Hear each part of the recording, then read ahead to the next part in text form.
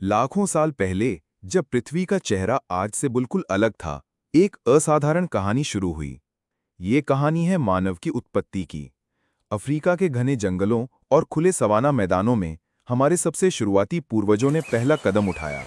एक ऐसा कदम जो हमें जानवरों से अलग करता है। ये वृत्तचित्र आपको ले जाएगा उस प्रागैतिहासिक युग में, जहां मानव विकास की नींव रखी गई। लगभग 7 मिलियन साल पहले अफ्रीका का परिदृश्य बदल रहा था। घने जंगल धीरे धीरे सवाना के खुले मैदानों में बदल रहे थे।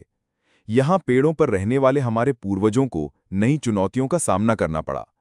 भोजन की तलाश में उन्हें लंबी दूरी तय करनी पड़ती थी। लेकिन इस बदलते पर्यावरण ने एक क्रांतिकारी परिवर्तन को जन्म दिया। 2 पैरों पर चलने की क्षमता, जिसे हम द्विपाद चाल कहते हैं। 2001 में चाड के रेगिस्तान में पुरातत्वविदों ने एक ऐसी खोपड़ी खोजी जो मानव विकास की कहानी को हमेशा के लिए बदल देगी। इसे सहेलेंथ्रोपस चाडेंसिस नाम दिया गया। ये प्राणी, जो लगभग 7 मिलियन साल पहले जीवित था, ना तो पूरी तरह बंदर था, ना ही मानव। इसकी खोपड़ी के आकार और दांतों की संरचना ने संकेत दिया कि ये 2 पैरों पर चलने की शुरुआत कर रहा था। यह था मानव विकास का पहला अध्याय। 2 पैरों पर चलना कोई साधारण उपलब्धि नहीं थी। ये एक ऐसी विशेषता थी जिसने हमारे पूर्वजों को प्रकृति के साथ नए तरीके से जोड़ा।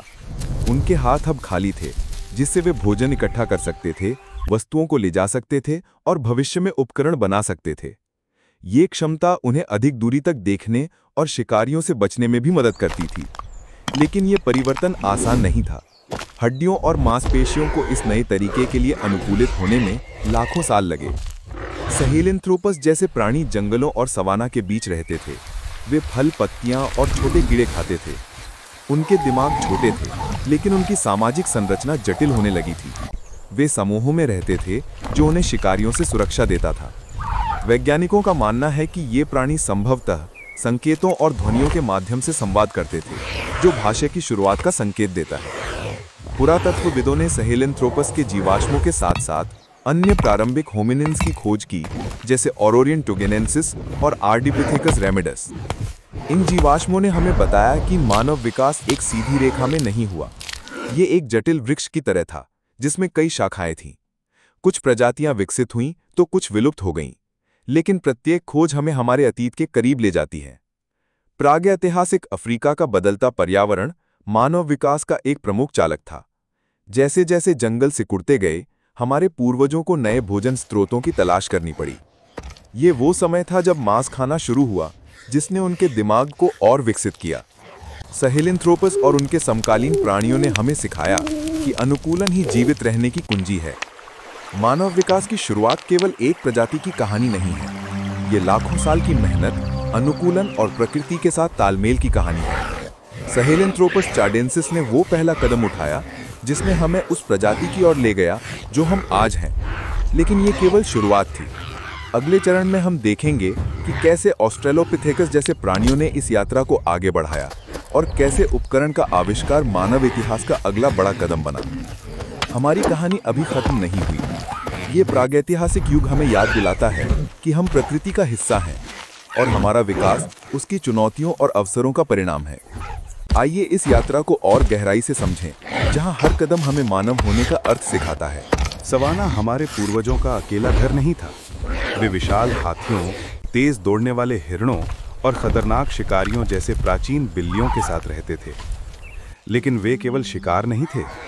हमारे पूर्वजों ने सीखा कि कैसे अन्य प्राणियों के व्यवहार का उपयोग अपने फायदे के लिए किया जाए।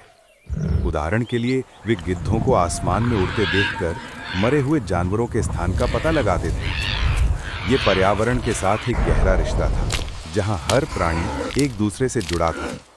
इस सह अस्तित्व ने हमारे पूर्वजों को अधिक चतुर और अवलोकनशील बनाया। मानव विकास की शुरुआत एक लंबी और जटिल यात्रा थी। ये केवल शारीरिक परिवर्तनों की कहानी नहीं थी, बल्कि सामाजिक बंधनों, रचनात्मकता और पर्यावरण के साथ तालमेल की कहानी थी। हमारे शुरुआती पूर्वजों ने सामाजिक शिक्षण, यौन चयन और प्रारंभिक उपकरणों के प्रयोग के माध्यम से वो नींव रखी जो हमें आज मानव बनाती है। ज्वालामुखी विस्फोटों और सवाना के खतरों ने उन्हें चुनौती दी, लेकिन उन्होंने हर बार अनुकूलन किया।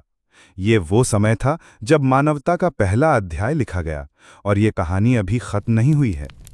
अगले चरण में हम देखेंगे कि कैसे ये प्राणी और अधिक जटिल समाजों और उपकरणों की ओर बढ़े।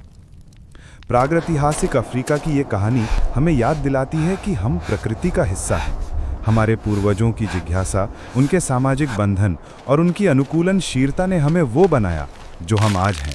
इस यात्रा को और गहराई से समझने के लिए हमारी श्रृंखला का हिस्सा बने। हमारे चैनल को सब्सक्राइब करें, इस वृत्तचित्र को अपने दोस्तों और परिवार के साथ साझा करें और कमेंट में बताएं कि मानव विकास की ये कहानी आपको कैसे प्रेरित करती है। आइए मिलकर अपने अतीत को जीवंत करें और भविष्य की ओर देखें। हमारी कहानी यहाँ नहीं रुकती, ये हर नए अनुसंधान, हर नई खोज के साथ और गहरी होती जाती है। मानव होने का अर्थ समझने के लिए हमारी यात्रा जारी रखें। अगले भाग में मिलते हैं, जहां हम मानव विकास की अगले अध्याय को खोलेंगे।